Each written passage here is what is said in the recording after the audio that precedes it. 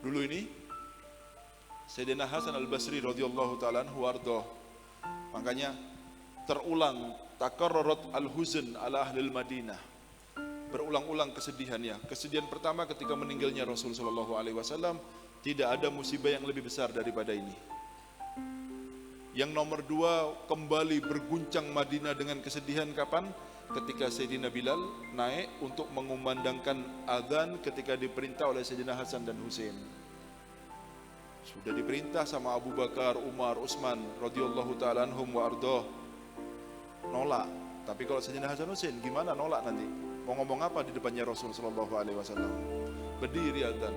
Ketika syahadu anna Muhammadar Rasulullah, goncang Madinah semua. Abu Isa Rasulullah, apa Rasulullah sudah bangkit lagi, hidup lagi? Goncang. Tidak pernah dilihat Madinah sedih seperti pada waktu ini setelah meninggalnya Rasulullah sallallahu alaihi wasallam. Berguncang kembali Madinah untuk ketiga kalinya kapan? Ketika rumah-rumah Rasulullah ya yang ada di sekitar masjid itu dihancurkan untuk perluasan masjid. Katanya Sayyidina Hasan, seandainya rumah itu tidak dihancurkan, biar lihat bagaimana umatnya itu melihat gimana rumah nabinya dulu. Ini loh rumah-rumah yang sampai karena hebatnya menjadi nama di dalam Al-Quran Al-Hujurat. Itu cuma hujrah itu kamar. Ya satu kamar itulah ya tempat tidurnya Nabi, ya Nabi nemui tamu, ya dapurnya Nabi, ya kamar mandinya Nabi. Jadi satu kamar itu saja. Katanya Sayyidina Hasan, saya masuk rumahnya Nabi, saya angkat tangan, nempel sama atapnya. Rumah kita 4 meter, 5 meter, 3 meter, 2 meter setengah semuanya. Angkat tangan, langsung nyentuh sama atapnya. Terbuat dari tanah liat yang bawahnya pasir. Tidak ada lantai-lantaian, tidak ada plester-plester semen-semenan, tidak ada pasir. Makanya kan kita pernah dengar cerita Sayyidina Aisyah ketika jatuh hilang jarumnya. Kenapa? Karena bawahnya pasir. Bagus mana sama rumah sampean kira-kira? Hah?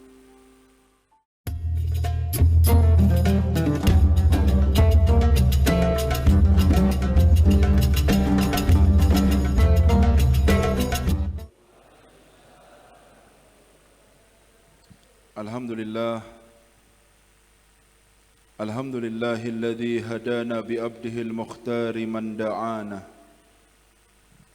ilaihi bilidni wa qad nadana labbaika ya man dallana wa hadana. Allahumma fasalli wa sallim ala sayyidina Muhammad nurika sari wa madadikal jari wajma'na bihi fi kulli atwarina wa ala alihi wa sahbihi ya nur, amma ba'd. Hadratul kiram, para habaib semua yang hadir di tempat ini, terkhusus kepada guru kita Sayyid Al-Ustaz Ahmad Ridho bin Faisal bin Ali bin Abdullah Al-Hamid, dan kepada seluruh kiai, seluruh asatid, seluruh guru-guru ngaji, tokoh masyarakat, Bapak Kepala Desa Alas Bulu, Pak Abu Said, Bapak Singhan, dan seluruh tokoh masyarakat yang hadir di tempat ini, seluruh Dewan Takmir Masjid Baitur Rahmah, dan hadirin hadirat semua yang dimuliakan oleh Allah Subhanahu wa taala. Majlis demi majlis telah kita duduk bersama, dan kita mempunyai harapan dari setiap majlis dan setiap majlis bahwa hubungan kita semakin erat dengan Rasulullah sallallahu alaihi wasallam. Oleh karena itu, sudah seharusnya kita perlu tahu dan perlu memperhatikan secara khusus bagaimana keadaan hati kita. Karena tidak dinamakan hati itu dengan bahasa Arab al-qalbu illa li sur'ati taqallubihi. Diberi nama al-qalbu dalam bahasa Arab. Kenapa kok namanya qalbu hati ini? Lalu dikatakan oleh orang-orang li sur'ati taqallubihi, karena cepat berubahnya hati. Oleh karena itu, doa yang diajarkan oleh Rasul sallallahu alaihi wasallam, Allahumma ya muqallibal qulub Tsabbit qalbi ala dinika, ada yang mengatakan ala mahabbatika, dan lain sebagainya. Wahai zat yang membolak-balikkan hati, tetapkan hatiku di dalam agamamu, di dalam kecintaanku kepadamu, dalam kecintaanku kepada Rasulmu, Rasulullah sallallahu alaihi wasallam.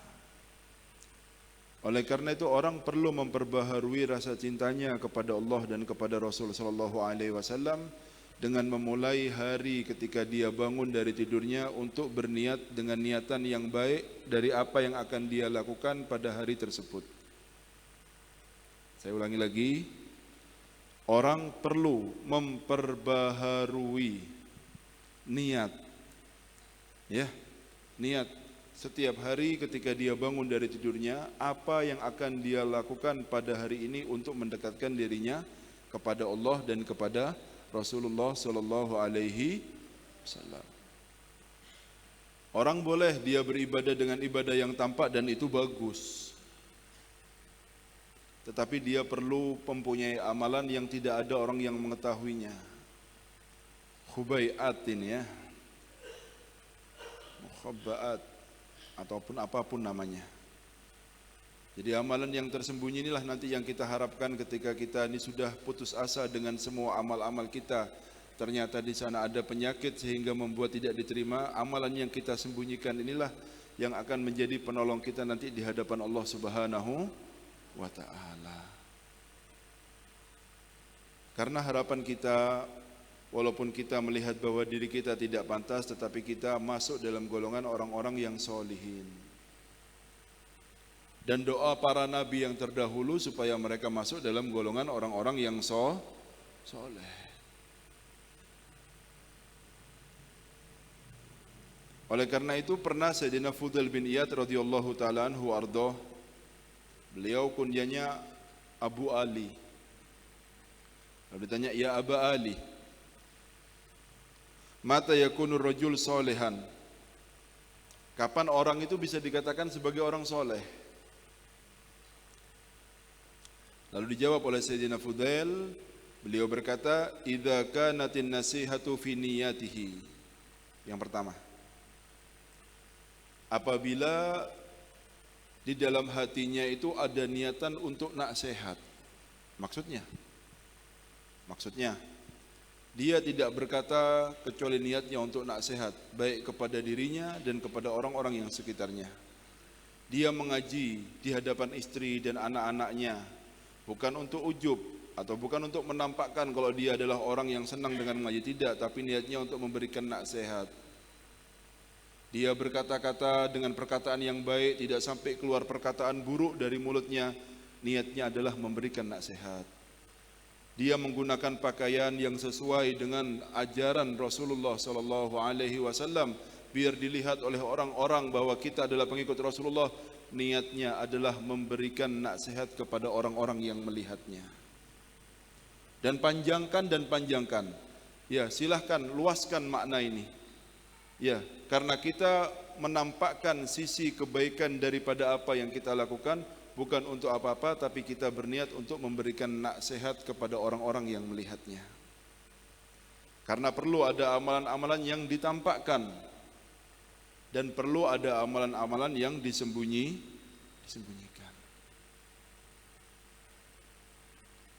Yang pertama, apabila nasihat itu ada dalam niatnya, memberikan nasihat. Oleh karena itu perlu sampean ini ngaji di depan anaknya, di depan istrinya, ya, ngajari anaknya. Kalau ada kotak keliling, kalau bawa anak, tidak usah sampean yang masukkan uang.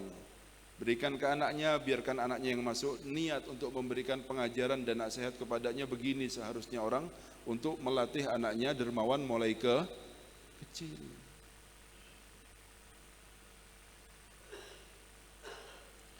Paham ya? Jadi apabila nasihat itu ada di dalam niatnya. Lalu yang kedua, wal khaufu fi qalbihi, dan ada rasa takut di dalam hatinya. Apa? Ada rasa takut dalam hati. Bagaimana tidak takut? Orang yang kenal sama Allah tidak mungkin tidak takut. Kalau tidak ada takut berarti dia belum tahu dengan siapa dia itu akan berhadapan nanti pada hari kiamat. Kok bisa tidak takut? Justru aneh kalau orang tidak takut ini. Sampai ya naik mobil saja, naik mobil merasa sampean ini punya salah, tidak bawa SIM, tidak pakai helm, kelihatan polisi, kira-kira gimana sampean? Takut apa tidak takut? Deg-degan apa tidak deg-degan? Ya begitu orang soleh deg-degan terus karena banyaknya dosanya. Hari-harinya selalu penuh dengan rasa ketakutan karena dia bukan manusia yang maksum pada awalnya, sehingga ketakutan itu terus mengalir dalam hatinya. Wal khaufu fi qalbihi. Takut itu selalu ada dalam hatinya. Karena sudah mulai kenal sekarang sama Allah. Allahumma shalli ala Muhammad. Nah, saya kasih contoh polisi itu siapa? Kalau polisi enak ya, dibayar selesai acaranya. Lah kalau Allah, gimana acaranya nanti?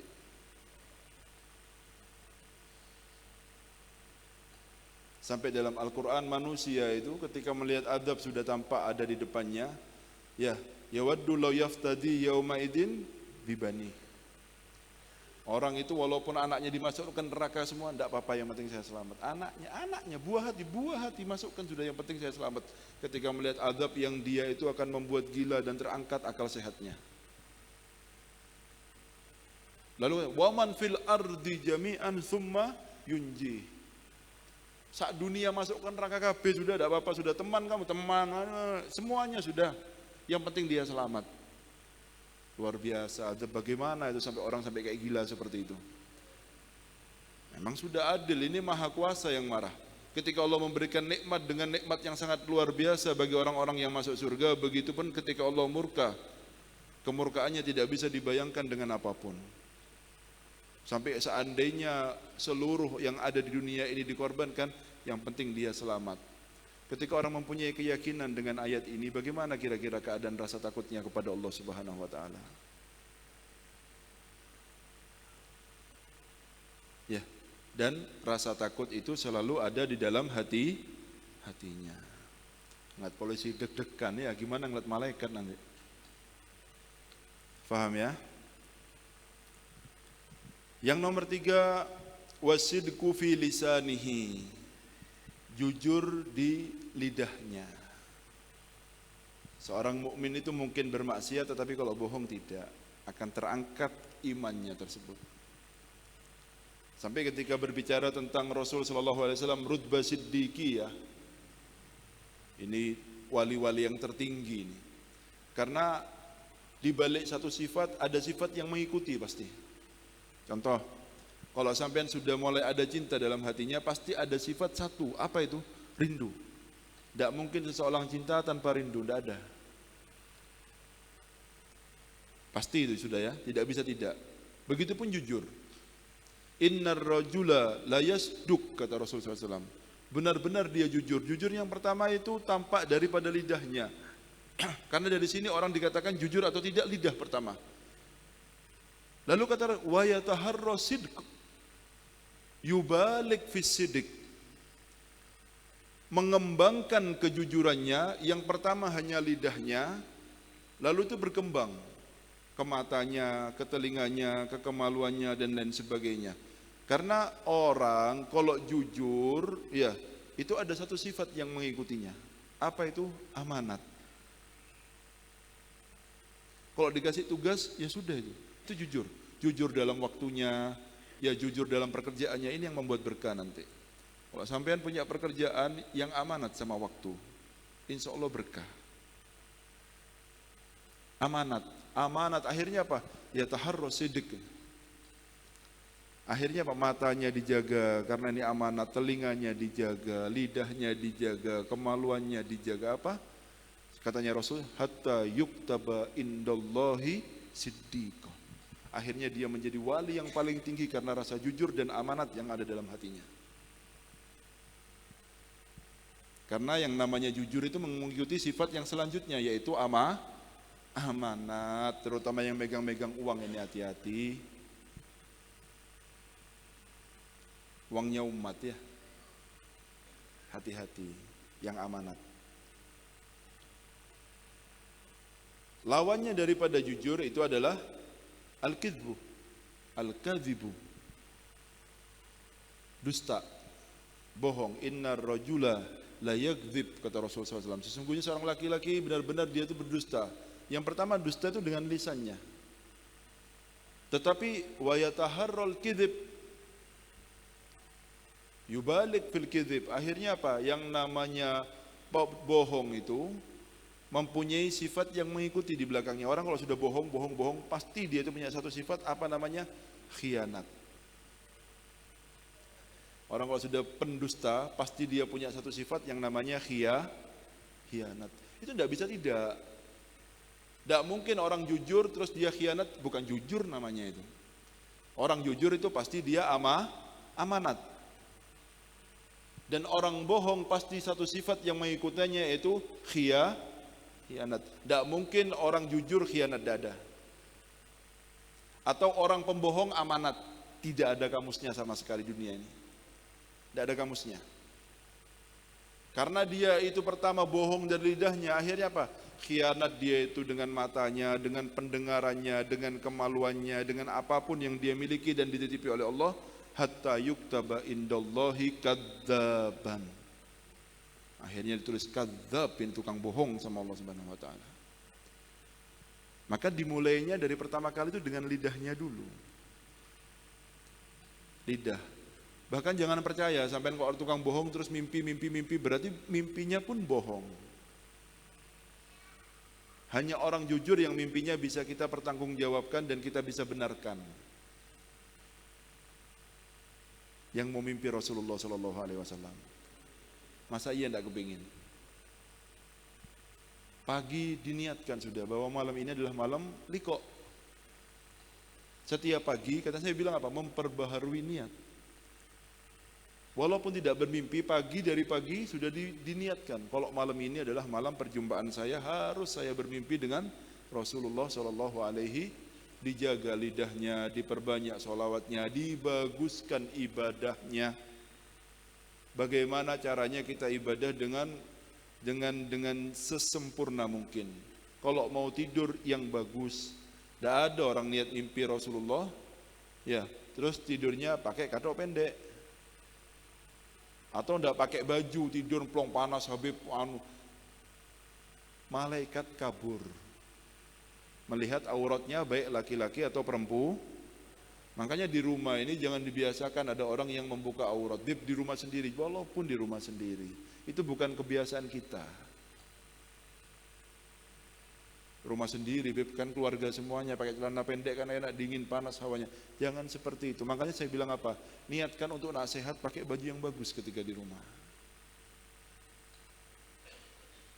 Faham ya? Ya.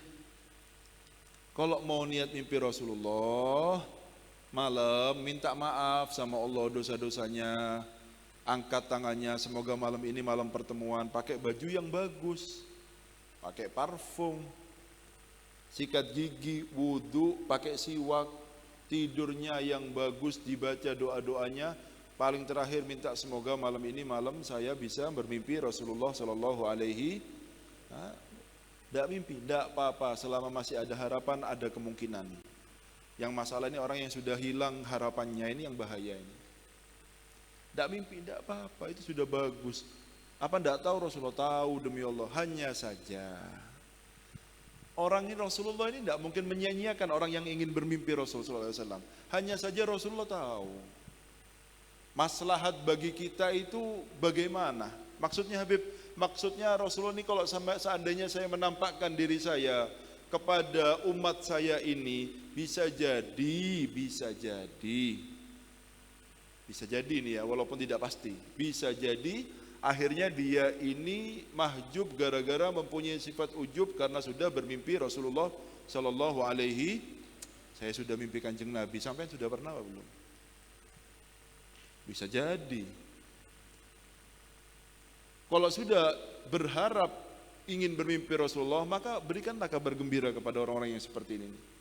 Karena waktu yang paling kita butuhkan, walaupun kita tidak bermimpi sampai kita mau sakaratul maut, karena kita paling butuh untuk bisa melihat itu adalah ketika sakaratul maut.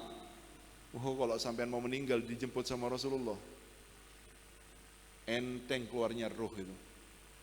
Tidak urusan sama rumahnya, sama lomboknya, sama apanya, sama jagungnya, sama apanya, tidak urusan, semua beres. Istrinya, anaknya selesai semuanya sudah. Sekarang sama Rasulullah Sallallahu Alaihi Wasallam. Dengan senang hati kita akan tinggalkan semuanya. Tidak pakai kepikiran, tidak pakai. Anak tidak kepikiran. Anak sudah kita titipkan dengan yang paling baik menjaga, yaitu Allah Subhanahu Wa Taala. Sudah kita titipkan semuanya, mulai sekarang kita titip sama anak-anak. Ya Allah, titip anak, titip anak, titip anak. Mulai sekarang titipkan sama Allah Subhanahu Wa Taala. Tidak perlu kepikiran. Tapi kalau sakaratul maut tidak dijemput sama Kanjeng Nabi, tidak tahu sudah seperti apa keadaannya. Ya, jujur. Apa jujur? Itu ciri-ciri orang soleh. Ya. Wal amalu soleh fi jawarihi. Dohir badannya yang menampakkan amal-amalan yang baik. Sholatnya bagus, sedekahnya bagus, dan lain sebagainya. Maka yang seperti inilah orang yang layak dipanggil sebagai orang soleh. Bukan ukurannya, jadi kita pakai baju seperti ini niatnya nak sehat. Ya, seperti itu ya. Oleh karena itu, ciri-ciri orang soleh ini ketika dia mengharap dekat kepada Allah Subhanahu Wa Taala, dia jauh daripada keinginan untuk mencari ketenaran di mata manusia. Bohong orang yang dia itu masih senang dimuliakan sama manusia, ada Allah di dalam hatinya. Ya, ini berat memang. Hubur riasa ini adalah kalau masih tersisa, nanti yang terakhir akan hilang di hati orang wali-wali besar adalah hubur riasa. Cinta kepemimpinan, cinta kalau dimuliakan, senang kalau kesenangan ini harus ada dalam hati kita semuanya. Mau orang dia itu menghormati kita atau tidak, ada urusan kita. Kalau hormat, ya kita tidak melihat bangga dengan itu semuanya. Kalau mendengar hormat, ya memang itu keadaan kita tidak pantas untuk dihormati. Sudah begitu saja, enteng semuanya. Tidak senang ketika dihormat, ya tidak susah ketika orang-orang tidak hormat, biasa saja. Paham ya? Oleh karena itu kita melihat orang-orang yang terdahulu ini, mereka itu dengan keistimewaan yang Allah berikan kepada mereka, mereka ini tidak ingin menampakkannya. Ada bahasa dari istilah dari orang-orang tarim ini ya. Orang-orang tarim ini karena banyaknya mereka itu walinya, sampai dari mereka itu ada yang berkata apa dalam kitab-kitab kita ini, orang yang dia itu bahasanya ini ya, pamer karomah, berarti kalau sudah keluar karomah dia memang wali. Kan tidak ada yang keluar karomah itu kalau tidak walinya Allah. Dan wali itu diberikan kebebasan sama Allah. Hada atau unafam nun au amsik bigoiri hisab. Mau dipegang, mau dikeluarkan, ditampakkan bebas. Allah bebaskan mereka semuanya. Tidak ada masalah. Tetapi ada mustalahat bagi orang-orang tadi katanya, orang wali yang dia itu senang melihatkan karomahnya kepada orang-orang yang ada di sekitarnya, itu seperti perempuan yang dia itu sedang menampakkan headnya, aib. Apa? Aib. Subhanallah. Sampai seperti itu mereka ya. Ya. Kalau orang Indonesia ini tidak karomah, pura-pura karomah semuanya. Manakibnya dibaca dan dia masih hidup. Ini ajaib lagi nih. Paham enggak? Dibesarkan dan orang itu ada, duduk, dengarkan manakibnya sendiri di sebelahnya. Alah. Ini mulai kapan ada acara seperti ini nih? Orang-orang ini dibacakan manakibnya, orangnya sudah meninggal semuanya. Baru dibacakan keistimewaan-keistimewaannya, baru orang-orang tahu kalau ini adalah walinya Allah Subhanahu wa Ta'ala. Masih hidup, tidak ada yang tahu. Kecuali santri-santri khususnya saja. Dan santrinya itu menjaga amanat untuk tidak menceritakan kepada orang-orang yang hidup di zamannya, kecuali setelah meninggalnya. Baru ditampakkan bahwa santrinya mengetahui ini, baru tampak kebesarannya, baru jadi besar namanya. Setelah meninggalnya, bukan ketika hidupnya. Makanya kan qasidah yang ibadah, ya Rabbama kata wasofa, kita dengar terus itu kan ya. Uktum hawana in aratta ridona wahdar tubihu bisirrina lisiwana. Hati-hati tunjukkan rahasia kita selain dari golongan kita. Jangan sampai bilang-bilang. Ini Syekh Abu Bakar bilang sama santrinya, jangan ngomong-ngomong. Kalau kamu ngeliat istimewa karomah saya keluar dari pasarnya, diem. Jangan ngomong sama siapa-siapa. Rahasiakan, cukup sudah. Itu bukti kalau gurunya kamu orang mempunyai keistimewaan, simpan dalam diri kamu sendiri. Kapan ditampakkan? Kalau sudah meninggal tidak apa-apa. Orang-orang soleh dulu seperti itu. Diceritakan sampai ya. Anna rajulan istara gulaman faqala al-gulam. Anak seorang laki-laki ini membeli seorang budak. Gulam itu budak anak, masih muda berarti. Lalu berkata budak yang masih anak-anak ini, ya maulaya, wahai tuanku, inna lima aka thalathata surut, saya mempunyai 3 syarat. Ya. Yang pertama adalah alla tamna'ani anni shalah maktuba idza jaa waktuha. Jangan dilarang ya saya kalau mau sholat fardu kalau sudah datang waktunya. Wis itu aja. Satu. Kalau sudah waktunya sholat fardu jangan dilarang. Saya mau sholat dulu. Nomor 2, anta'murani bin nahar ma syi'ta wa la ta'murani bil lail. Kalau siang silahkan mau disuruh apa saja, bebas, saya budakmu. Yang penting kalau malam saya mau istirahat. Jangan disuruh apa-apa kalau sudah malam. Nomor 3, anta ja'ala li manzilan fi baitika la yadkhuluhu ghairi. Saya minta ruangan kecil di rumah kamu yang tidak masuk kecuali saya saja. Titik, sudah. Tidak ada yang boleh masuk yang lainnya. Lalu katanya tuannya ini, ya, laka hadhihi surut. Yes, oke, kita deal, cocok sudah. Syaratnya 3. Yang pertama, waktunya sholat fardu jangan dilarang untuk sholat. Yang kedua, siang kamu mau memerintahkan apa saja bebas. Yang penting malam, ya jangan suruh saya. Nomor 3, saya minta ruangan kecil saja. Yang penting, ya tidak ada yang boleh masuk kecuali saya. Oke, bebasnya. Oke, deal. Ya. Tsumma qala rajul, ya. Tsumma qala rajul, undur fil buyut. Ayo lihat di rumah-rumah ini. Fatafal gulam, keliling itu, budaknya itu. Fawajada fiha baitan kharaban. Dilihat kharaban. Dilihat ada rumah ataupun kamar yang sudah rusak, tidak layak. Ya itu yang dipilih. Ini saja sudah saya. Padahal seandainya minta yang bagus, dikasihkan sama tuannya. Tapi minta yang rusak, yang tidak layak, ya ini sudah saya, ini buat saya. Akhadtu hadza. Faqala ya gulam, ihtarta baitan kharaban. Kamu milih rumah yang rusak, kau tidak milih yang bagus, kata tuannya.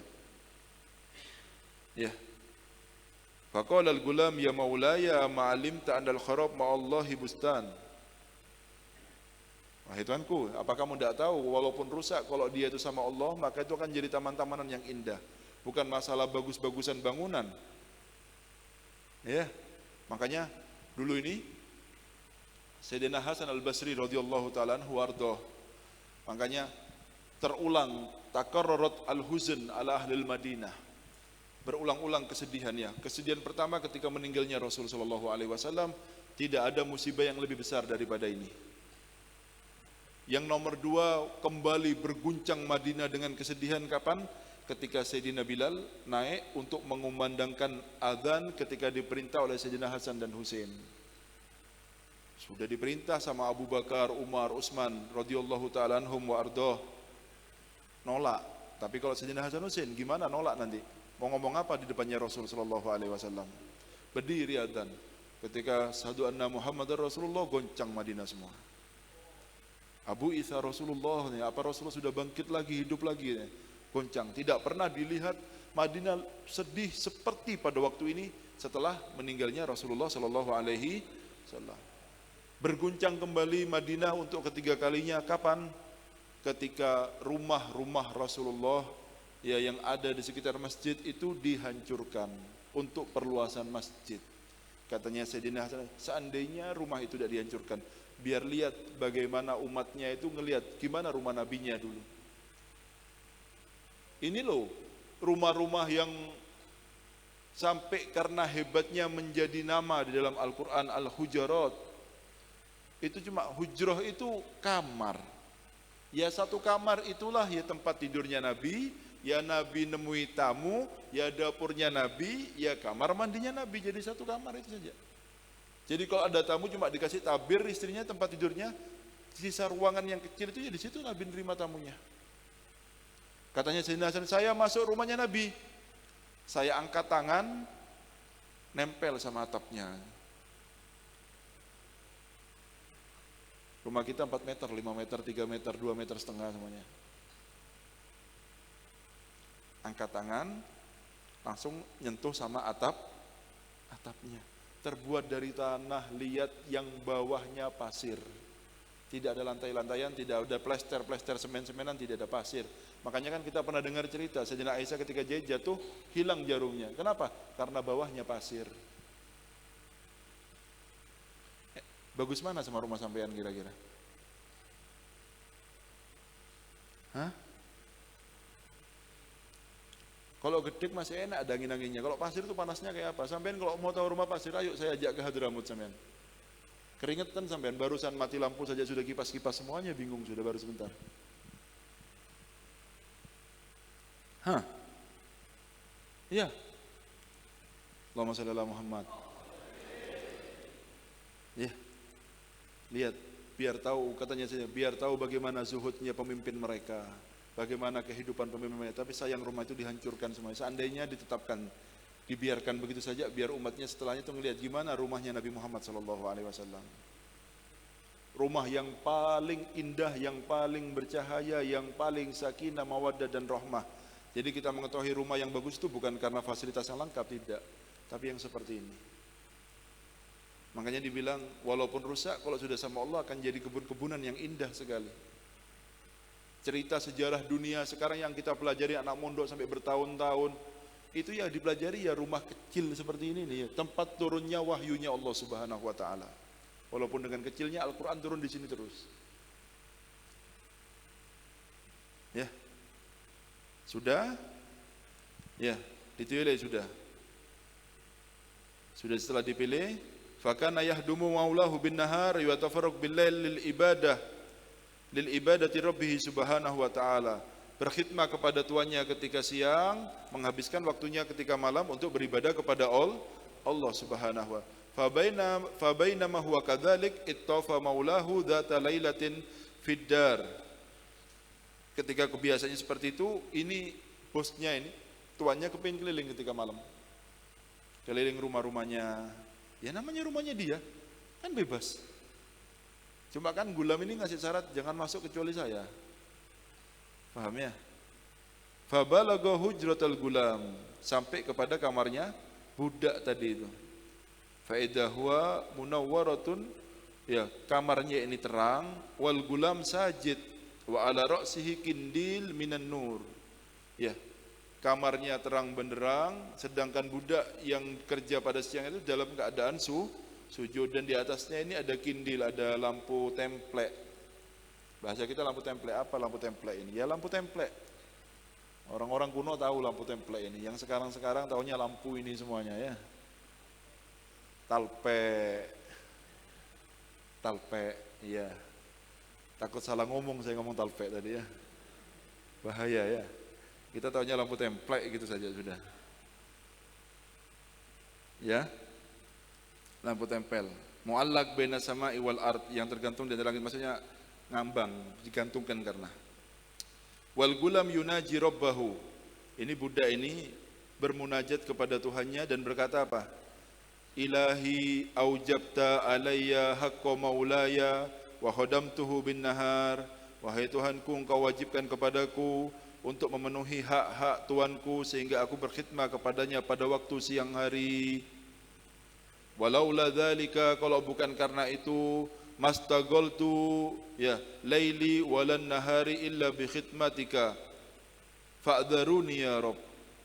Kalau bukan karena saya khidmah sama Tuhan saya yang merupakan kewajiban Engkau wajibkan kepada saya ya Allah, niscaya saya akan berkhidmah hanya kepadamu siang dan malamku. Wes, maka berikanlah saya udzur ya Allah. Wa maulahu yanzuru ilaihi hatta fajara subuh, dan ya tuannya ini ngelihat sama dia sampai terbit matahari, terus dia sujud dan berkata seperti itu kepada Allah. Ya Allah, kalau bukan karena saya ini khidmat sama Tuhan saya, siang malam saya mau ngabdi sama panjenengan. Ya. Waruddal kindil wandhamma saqful bait. Ya. Dikembalikan kindilnya, ya, ditutup sakful bed, rupanya pakai genteng, ini dibuka gentengnya, dilihat dari atas sama tuannya, tidak tahu bentuk rumahnya seperti apa ini. Faraja'a wa akhbara imratahu bidzalik, pulang dikabari perempuannya, budak kamu itu luar biasa, kalau malam berkata seperti ini seperti ini. Falamma kanatil laila tsaniyah akhadha bi yadi imraatihi wa ja'a ila babil hujrah. Sekarang biar ngelihat juga perempuannya bagaimana keadaan budaknya kalau malam ini. Faida gulam fi sujud. Ini budaknya sujud lagi. Wal kindil ala ra'sihi. Ya, seperti yang tadi. Fa waqafa, dua-duanya berdiri alal bab yang duru ilaihi. Ya, yang durani ilaihi wa yabkiyani hatta asbaha. Ketika ngelihat ini tuannya ini nangis dua-duanya. Suami istri ini, ya karena dia sujud sampai subuh ini. Fada'a gulam, akhirnya budaknya dipanggil. Sini. Faqala anta atik liwajhillahi ta'ala. Wis, kau merdeka sekarang, tidak jadi budak lagi sudah. Sampai kamu ini bebas untuk beribadah kepada Allah Subhanahu wa taala, jangan lagi berudzur kepada Allah untuk berkhidmah kepada saya. Wis khidmah sama Allah Subhanahu wa taala sudah, bebas sudah. Ya. Farafa al-gulam yadayhi ila sama, diangkat sama budak tadi tangannya sampai langit. Ya sahibasir, inna sirra qad dhahara wa la uridu hayati ba'da mastahara. Wahai Tuhan yang mengetahui rahasia, rahasia saya sekarang sudah tampak dan saya tidak kepingin hidup ketika rahasia ini sudah dilihat oleh orang-orang yang lainnya. Ya, fakharral gulam mayyitan. Lalu jatuh dalam keadaan mayyit. Allahumma sholli ala Muhammad. Maksudnya apa? Tidak kepingin orang-orang ini ditampakkan sama sekali keistimewaannya. Makanya jangan percaya sama orang yang dia disebutkan manakibnya dan dia bangga dengan itu. Wah ya, saya tidak usah ngomong sudah. Mau gimana saya ini? Faham ya? Ya, dulu ada seorang Habib namanya Abdul Qadir bin Ahmad bin Qutban. Mojosari apa Mojokerto? Mojosari ya. Abdul Qadir bin Ahmad Qutban. Mojokerto. Wali besar. Difitnah. Menghamili perempuan. Sudah ya, menghamili perempuan. Lalu didatangi sama orang-orang kampung banyak ini apa semuanya. Loh kok bisa, saya ini kapan tahunya, orang ini hasut sama ini. Perempuan ini kepingin sama ini ditolak ini apa semuanya dan lain sebagainya. Akhirnya kumpul sama orang ya karena masih kepingin sama Habib ini, akhirnya difitnah kalau saya dihamili sama Habib itu. Kumpul orang-orang ini, kau ini kata pura-pura soleh ini apa semuanya, tapi tidak tahunya kumpul sama perempuan yang bukan mahramnya panjang. Ya sudah gini saja, saya buktikan kalau bukan saya yang melakukannya. Beres apa tidak beres? Beres. Jadinya Habib ini apa? Sholat hajat 2 rakaat. Dan begitu sampean kalau mau minta-minta jangan langsung doa, sholat dulu 2. Jadi sholat hajat itu jadi kebiasaan kita sebelum meminta. Rasulullah saja sebelum insikokul komar membelah bulan, sholat dulu 2 rakaat sholat hajat. Lah kok kita siapa? Mau minta hajat besar tapi kita tidak mau sholat hajat. Sholat hajat 2 rakaat. Sunnah seperti biasa itu baru minta sama Allah Subhanahu wa taala. Ya Rasulullah bisa langsung belah tanpa sholat, tapi itu adalah adab. Itu tidak sehat namanya, ngajar kepada begini caranya sebelum minta, tata cara dan adabnya. Sholat ini Habib 2 rakaat, disuruh datang itu orang yang hamil, yang perutnya sudah besar, lalu dipukul ya, dibilangi, hei bayi yang ada di kandungan, kau anaknya siapa? Subhanallah, yang ada dalam perut itu berbicara, ngomong, bahwa saya anaknya fulan, ya apa terus? Kalau bayi ngomong baru lahir seperti Nabi biasain dalam perut masih. Bayinya di mana? Di dalam perut. Ngomong kalau saya anaknya fulan, beres apa tidak beres? Kaget orang ya. Salaman semuanya. Ketika orang sudah mulai tahu kalau ini punya karomah, ini orang wali besar apa? Minggat Habib ini pergi ke Sewun supaya di Sewun tidak ada yang kenal lagi. Buat apa tinggal di Mojokerto lagi kalau sudah terkenal? Paham sampean maksudnya? Begini orang yang sungguh-sungguh dalam hatinya sama Allah Subhanahu wa taala. Semoga kita bisa meniru ya. Ya. Ya, semoga punya prasangka baik kepada orang-orang yang soleh yang ada di sekitar kita, sehingga kita diharamkan keberkahan mereka semuanya.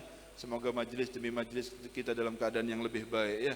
Sekali lagi kita membawa ilmu satu, bahwa kita perlu memperbaharui niat setiap hari ya, kita membuka mata. Harus niat untuk berbuat baik dalam 24 jam kita, dan jadikan malam kita adalah harapan kita untuk bisa bermimpi Rasulullah Shallallahu Alaihi Wasallam. Tentu setelah beramal baik satu hari yang kita lakukan ini. Jangan sampai maksiat terus berhayal mimpi Nabi, ya keliru sampean berarti. Paham ya? Semoga jadi ilmu yang berkah ya. Ini yang bisa saya sampaikan, kurang lebihnya mohon maaf. Billahi taufiq wal hidayah. Assalamualaikum warahmatullahi wabarakatuh.